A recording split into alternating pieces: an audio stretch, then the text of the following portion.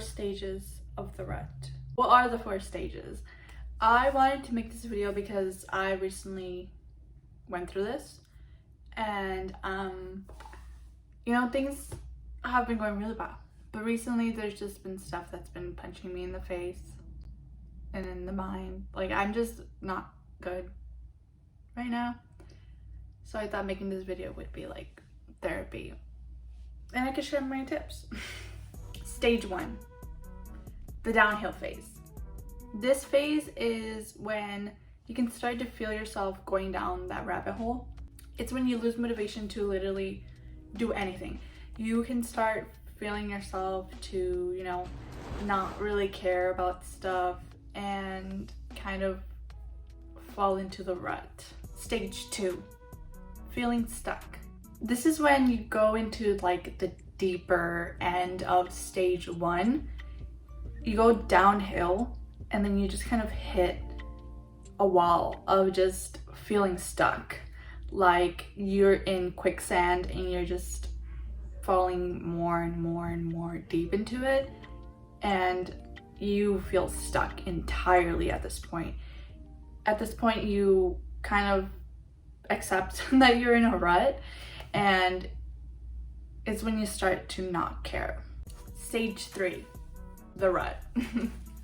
This is basically when you are in a rut and you're pretty conscious of that, but you literally don't care anymore. You don't care that you are in bed and that you're scrolling through your phone and that you haven't eaten all day and that there's a bunch of mess in your room.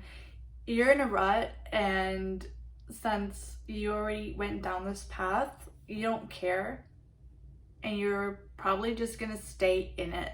Eventually, stage 4 comes around, which is actually getting your mind clear and saying, okay, I'm gonna try to not be in this rut all day or all week, and I'm gonna do something about it. But how do you get out of the rut? The first step that I always say is don't feel bad. There's many reasons why people fall into ruts. There's many reasons why people have these periods of wanting to do nothing. Personally, when I fall into a rut, as we're saying, I just lay down in bed all day, don't really do anything except be on my phone. And I think a lot of it comes from bottling up emotions, bottling up burnout, or feeling guilty of like different stuff. Feeling guilty of feeling tired is a big one, and time comes around where I just can't really take it anymore and I fall into a rut. Because the reason why you fall into ruts is because you're not giving yourself time within your days to actually process the things that are going on, either emotionally, physically, or mentally, and your brain and your body just kind of shut off and are like, I'm not doing anything at all. So you can fall into a rut because you are burnt out from work, from school, from life in general. You don't need a specific reason to be burnt out. It could be emotional. It can be the fact that you haven't been really vocalizing your needs or your wants to yourself or to others. It could also just be that you need a break and you just didn't really know that. Your body is just needing rest. So once you've decided that you don't want to be in this rut anymore, it's gotten to the stage where it's kind of ugly, you know, you kind of don't want to be on your bed all day just scrolling through your phone and not doing anything, just know that that time that you had, it's not a bad thing, because the day goes on, tomorrow will come, and tomorrow will be different. So those days or that day or those hours that you spent in a rut were not a waste of time. We're not bad, because now you are deciding to get out of that rut.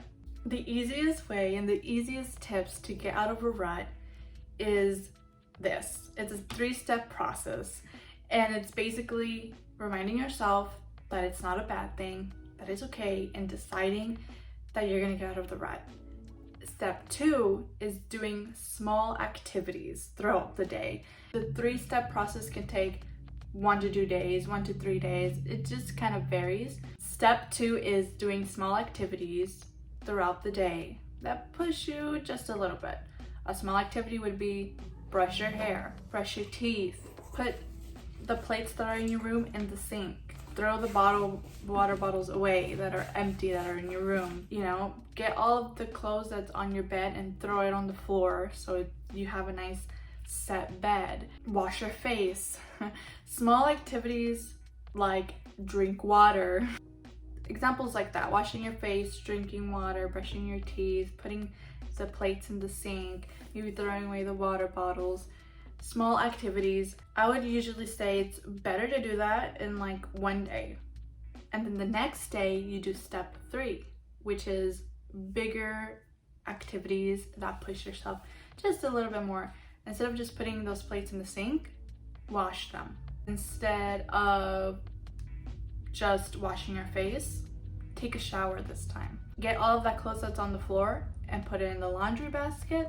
Put everything that's not dirty in your closet. It can take a long time to get out of a rut because you don't want to push yourself a lot of the times because you've gotten comfortable not doing anything. And it's kind of hard to get out of that. So if you can't do number 3, where you're like, I really don't want to wash the dishes, I really don't want to do this, I really don't want to do that, I just want to be in bed, just repeat step 1 and 2 over and over again until you really can do step number 3. So you tried to take a shower and to wash the dishes and to kind of feel better, but you just can't for some reason. Just go back in your bed, go back, kind of give yourself that break again.